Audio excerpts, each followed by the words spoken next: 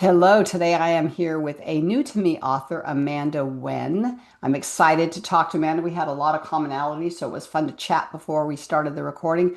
Welcome, Amanda. Thank you. It's so great to be here. Yeah, it's nice to have you.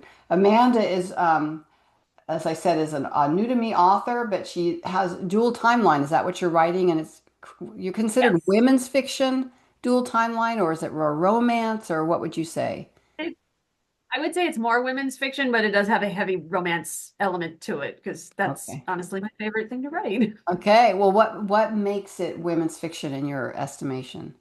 I think it's because I like not I've, the romance genre. There's so many like reader expectations and rules that you have to follow, and my contemporary timelines do kind of tend to follow those rules, but my Mhm. past stories tend to not. Like there isn't always a happily ever after for them. There isn't always, I feel like with the past character being not necessarily a romance. I mean, there's usually romantic elements, but like in my current book, the romance doesn't work out super amazingly. So, for that reason, I don't tend to classify them as true romance. Oh, It's more fiction.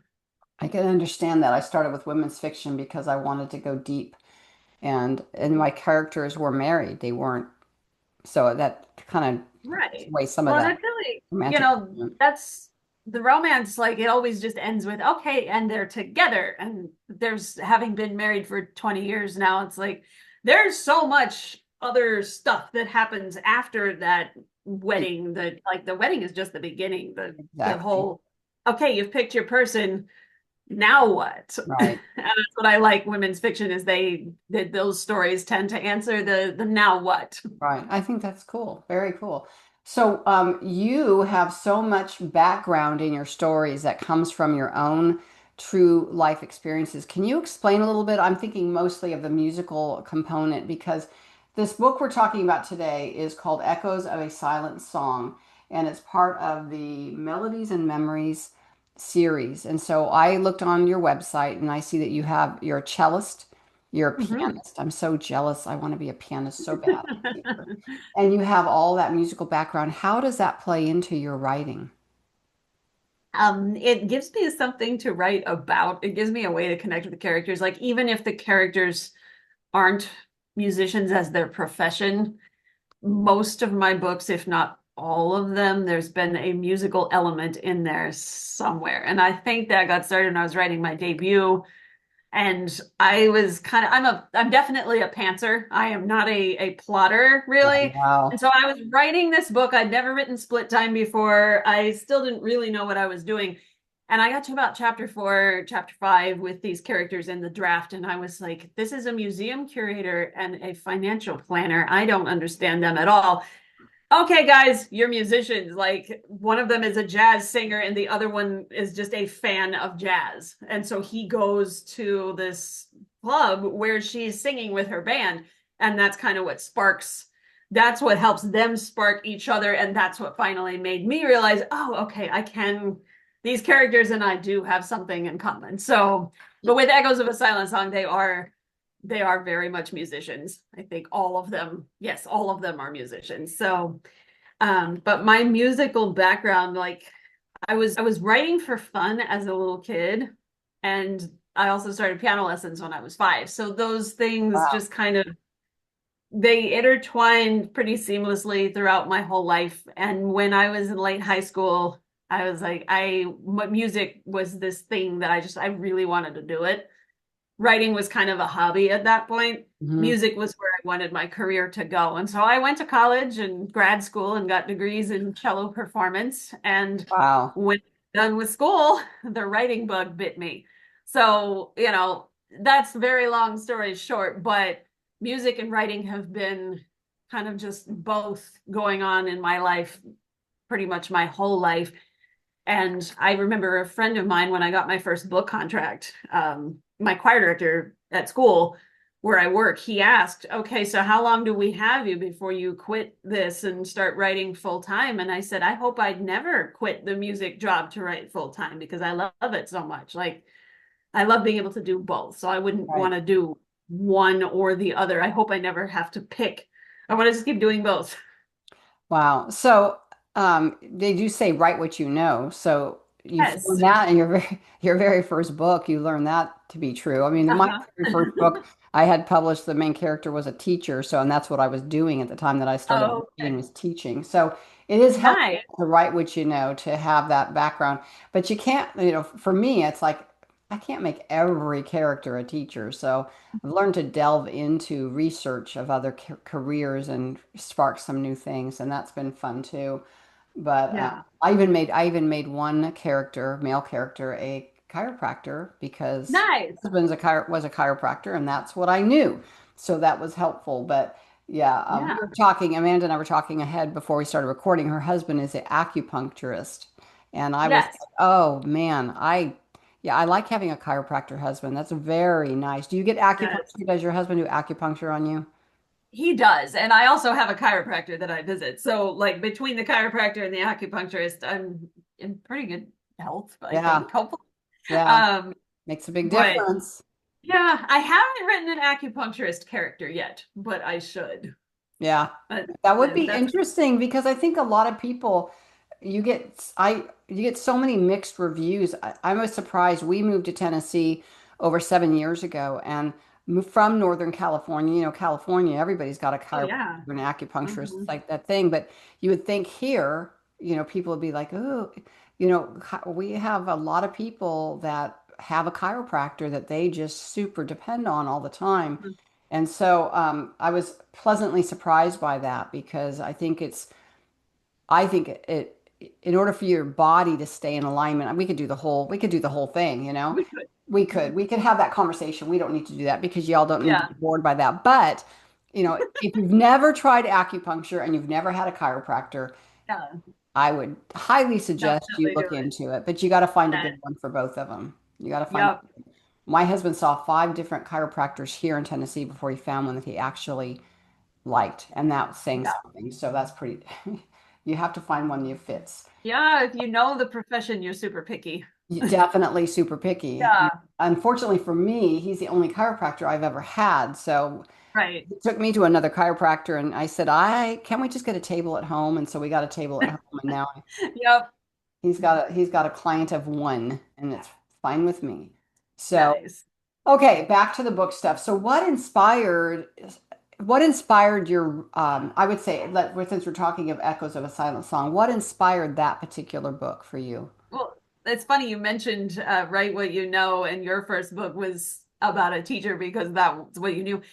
This is my job. I am an accompanist. Like that's my day job. I work with high school choirs. So the kids in the book and like how choir rehearsals work and the music that's in the book and the accompanist director, we're the accompanist and directors are basically like president and vice president. We have to get along. Most of the time it is not there is no romantic element between them. There certainly is not with me and either Well, of the we would directors hope or directors. not since you're married.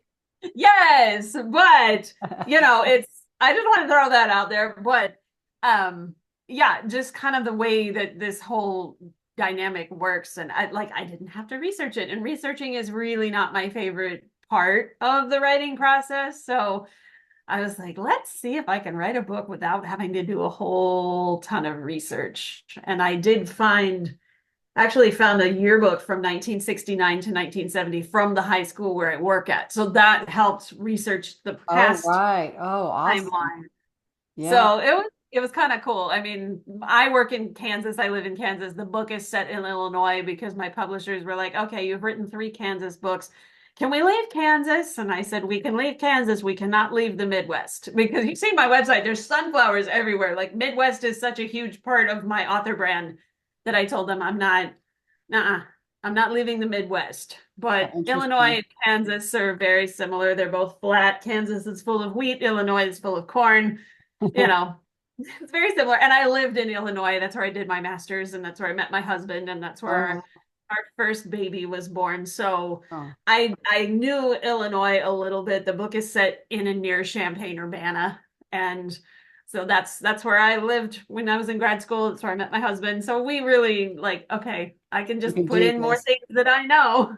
it makes a difference if because I don't feel I feel like I need to see even if I my first book in my Southern fiction was a old farmhouse, and it was inspired by us driving around outside of our town, and there was this old house. It was so old, and it was starting to fall apart, and you could Mhm. see vines growing inside, like through the window curtains and into Wow. the house that had been abandoned.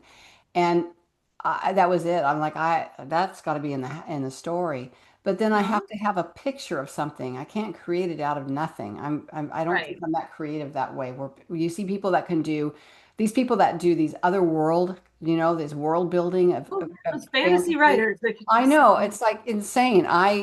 If I can't if I don't feel like I could live the story, I can't write the story. yeah. It just can't I be have contemporary. utmost respect for fantasy writers and all the world building they do. Because I can barely world build with the real world. But Exactly. funny you mentioned an old farmhouse because my first book was also inspired by an old farmhouse, and Oh, that really?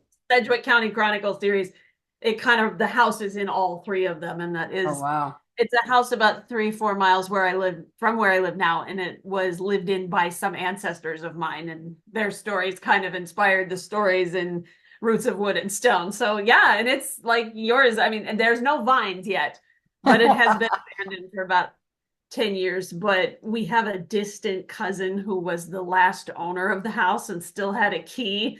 So I reached out to him. I'm like, you have no idea who I am, but I'm related to this person that you're also related to. And I'm writing a book about the house. And he says, would you like to see the inside?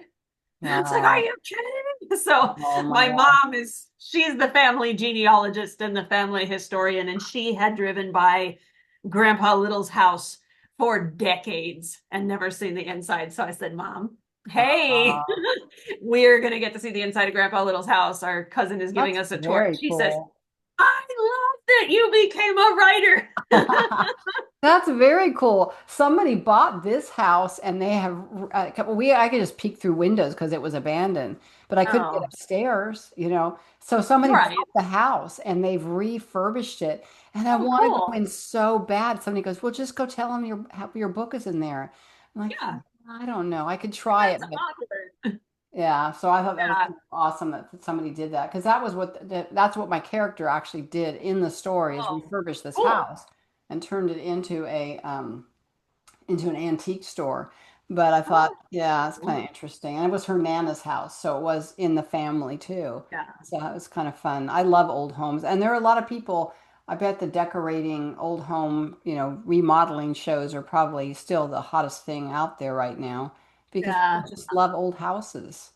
I would love to be that kind of person that could buy an old house and fix it up, Oh, but me too. no, I'm not. Our house is 30 years old, and so I fixed up the house in fiction. Like I can't buy Grandpa Little's house and fix it up myself, but I can have my characters do it.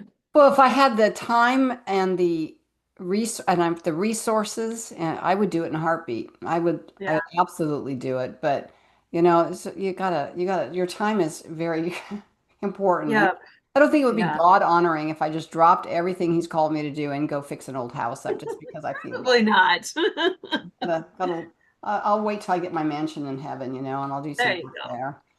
Anyway, so back to your writing, and you have kids. So I how do. how long have you been writing? When did you start? Was your first book?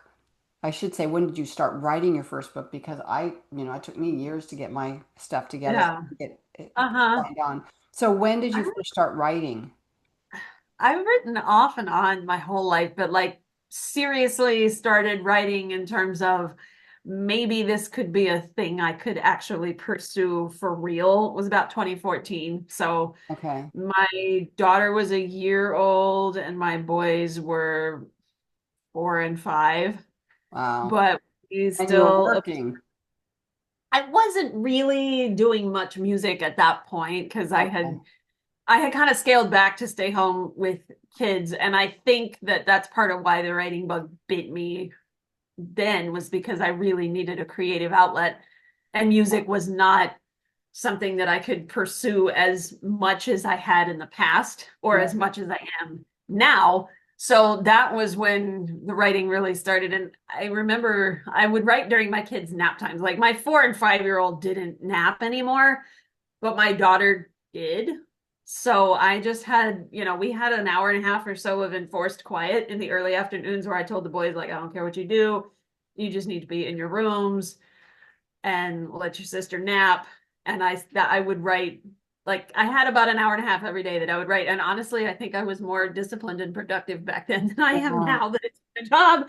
But I wrote a couple of books that didn't go anywhere. The proverbial desk drawer Mhm. manuscripts. I had one that won some pre-published writer contest, like it won first impressions and it was a Genesis finalist, and it got me my agent. That's how I met Tamala.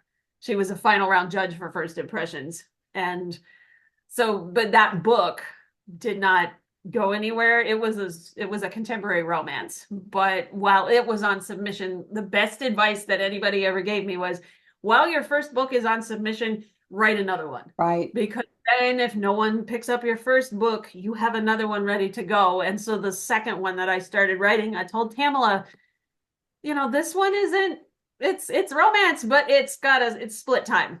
And she said, well, those are a little harder to market, but I like your writing, so I will market anything that you write. So go for it. So I did. And that ended up being my debut. See, So I think split time now is a big thing. it is. I think Terms back of split then, I time. don't know. I still don't know what Tamala meant by that because split time was really starting to pick up at that point. Like I didn't know it was a thing until I read Heidi Cheveroli's Freedom's Ring. Like that was the book that I read that was like, oh, this is what I want to write. This Right. thing. This is cool. So It's yeah. interesting though. The last conference I was at the Blue Ridge Writers Conference, Christian Writers Conference 2 years Oh ago, yeah. and Steve Lobby was there, and I was also I was contracted with the Steve Lobby agency at one time, and he made the comment that because I started writing Southern fiction when we moved to Tennessee, it was just came over me. Like, I have to write Southern fiction. It's so different than what I had known before. And Yeah. it just was like this thing that just enveloped me. And it took off. I could not write, could not write Southern fiction at this point. Yeah. So Steve Lobby said then that Southern fiction is the next big genre. And I'm like, oh, I hope he's right. Not, God's in charge, so whatever happens, Yeah. happens. But, I had somebody tell me, my first mentor said, you have to write what God puts on your heart. You cannot write, you can't chase, you can't chase the genre No, you because can't the next, fit so you figure that out. And at that time there was a man who was a former pastor who was middle aged, beyond middle aged, who wanted to get published so badly. Somebody at the conference I was at that time, was several years ago, said, "We'll write Amish fiction, Amish romance in. telling." So that's what he did. Oh my And God. I read one for one of the contests, and I had been in the class with him, and I was not blown away. But I've never been an Amish fiction fan. But it's been such a big thing for so long, and it never struck Yeah. me. But I thought, I mean, why would anybody want to write something that isn't in their, I don't know. No, writing is so hard, even when it's a You thing love you're it. passionate about. It is And I hard. wouldn't, when it isn't, it would feel like, I mean, sometimes it feels like homework anyway. But like if it's not something you're passionate about, I don't know how you would even have the discipline to finish it. So tell me that then, because I'm glad to hear you say that because I struggle sometimes when I have to sit down and write, and I like to have some kind of I'm in between a pantser and a plotter. I have to have some plot. I have to plot out the key components of the story so the flow is good. But Mhm. here you get to a chapter and you're like, I don't know what's supposed to happen next. And so it's so painful. Do you find It that is. happen as a pantser that you're sitting down in front of the computer and you're like, okay, what's next? Sometimes, yeah. And I am more like you now. I think when I first started, I had literally no idea what would happen next. Like that's what kept me writing was I want to find out what happens next. And there's still some element to that, but I do now know, okay, I need these main Need plot structure. beats, and I kind of need to have at least some guess at what my characters are like before I start. So I usually have an idea of like the main conflict and kind of the main things for both the past and the present. But Yeah, I finished chapter 12 of my work in progress yesterday, and I'm going, now what? I'm What on I chapter, liked I it just was finished chapter 13. I'm in that exact same place. guys. I know what's going to happen in chapter 15, but I got 14 now. Now I'm like, Yeah. Well, and I have like a couple of things like, oh, this needs to happen at some point in the future. And I wrote down a few ideas for that, but I don't know where that's going. So what I might do is go back and like polish up some of the earlier chapters and start sending them to my critique partners, buy myself some time a little bit. But you have know, you? I usually what I like to try to do is at least have some idea when I finish off writing for the day, like, okay, what am I going to write tomorrow? Like, it's a past scene and this thing might happen. If I can even have that, then I'm usually pretty good. But Sometimes like sit down and start. yesterday I was pressed for time, and so I didn't have time to think about what I was writing next. So I was like, Oh, okay, nothing worse okay, than staring at a blank screen. I yeah. struggled with story structure, and so I don't know if you ever read the book Story Engineering by Larry Brooks. I think I did. Yeah, a long time So ago. yeah, I use that. It's kind of my story Bible. And one of my critique partners, she's an excellent writer, but she'd written a book, won a contest, they published it out of that contest, and she shared her story, and we were reading it. We have one other partner, so the three of us are reading, and when I'm getting Uh-huh. close to the middle of the story, and I'm like, I'm not quite sure what's going on here, where we're going, and it's a beautiful writing, but there's no real structure. Yep. Out of the blue, she texts me one day and she goes, "Do you know what my story theme is all about and where I said, "No, do you?" She goes, "I have no idea." And I said, "Well, then we got a problem." So Oops. so I gave her the story engineering. She read that book and she says, "Okay, I got to start over." So we had to start from scratch and read it again. No, But she had her structure in there. So structure is kind of key and a key it ingredient to is. the story. So you started writing long ago, and you're still struggling through some of this stuff. Yeah. What's next for you, Amanda? Next for me is what I am calling book five because I don't give my books working titles because Kriegel is so amazing at coming up with titles for my Oh, I books wish I that, had somebody that would do that for me. yeah, it's like I think my debut, I pitched it to them as I think it was called A Home for You, and it ended up being called Roots of Wood and Stone, which at first I didn't like. I thought it like architect. I met her. I said, Where did this come from?" And she said, it came from your book. Like you wrote that line. And I'm going, I did? And she said, here's the page. And look at the page. And I did. And I had said something like, it was more than a house, more than a pile of wood and stone. It was a home. And I'm like, oh, okay, never mind. I like your title. So then Yeah. for I think the second one, I can't remember what I called it, but they called it The Songs That Could Have Been. And so then at that point, I said, all right, you guys win. So book three was always called book three, and it became The Rhythm of Fractured Grace. Hmm. And this book was always like, I literally sent them my document. Amazing title goes here. And they came up with Echoes of a Well, Silent Song. It was just yeah, like, you guys are amazing. I don't need to help you at all. my publisher wouldn't change anything, and I had working titles that I thought were horrible, and they wouldn't change. Oh, And the covers were horrible, and so I'm indie now. I finally stepped away from that after five torturous yeah. years. But Yeah, that's but fun. it's But important because I think I'm terrible at titles.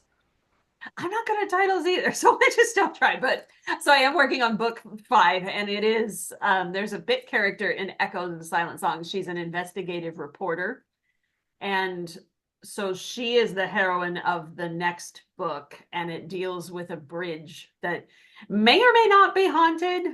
And Oh. so there's some mysterious things that happened at the bridge, and there was a missing baby in the past, and the hero is a member of a Christian rock band who's kind of taking a break after a tour and trying to figure out what he wants to do with his life. So, and he is related to the owners of the property where the bridge is. So that's how he and the heroine meet. And the funniest thing, this is how my worlds intertwine. I played a performance just this past Saturday, and it was called Sing for the Cure, and It's a performance about breast cancer, and there's two narrators that talk about the various perspectives. Like there's a researcher and there's a patient and there's a family member, and one of these narrators is an investigative reporter, and I got to talk to her at the reception after the concert, Oh, and I was like, hey. wow.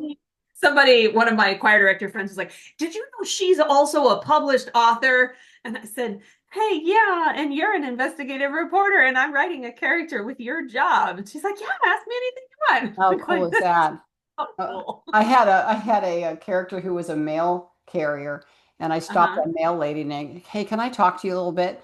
And she was like I knew her. In fact, she goes to Women of Joy. When I'm at Women of Joy, I've seen her at Women of Oh, Joy, so okay. it's kind of like a family kind of thing. And I'm like, you Yes. can ask me anything. I said, so how does this work, and what do you do here? And so yeah, Uh-huh. it's helpful when you can find a tribe of people that you can connect with and get those pieces of information from them. So, Yeah. when do you think that book five, do you have a plan when that's coming out? I think it's scheduled for spring of 2027, but it Wow. has occurred to me that that is when my oldest child is graduating from high school. So Good luck. I might ask Kriegel if I can have a couple extra months before the release, just so I can thoroughly enjoy my son's senior year. Yeah, I understand that. So, Well, yeah. this has been awesome talking to you. Thank you so much, Yes. Amanda. I will put in the show notes because Amanda's book, Echoes of a Silent Song, this podcast is publishing on October 16th. The book releases on October 21st. Is that correct? Yes. Yes. So I'm going to put a pre-order link in there, and we're going to have one for Amazon and one for, remind me. Baker. Baker, that's right, Baker. So Yeah. we'll have two. If you're not an Amazon fan, and I know a lot of people are not, and that's fine, we'll have a second link in there so you can purchase it from Baker so you don't have to go to Amazon to get that book. And I wish you all the best, Amanda, in your writing and your life. And it's been just a pleasure chatting with you this Thank morning. you. Yes, it's been a lot of fun. Yeah, I've enjoyed it. So good luck and God bless you. Thank you. You too. Bye. Bye.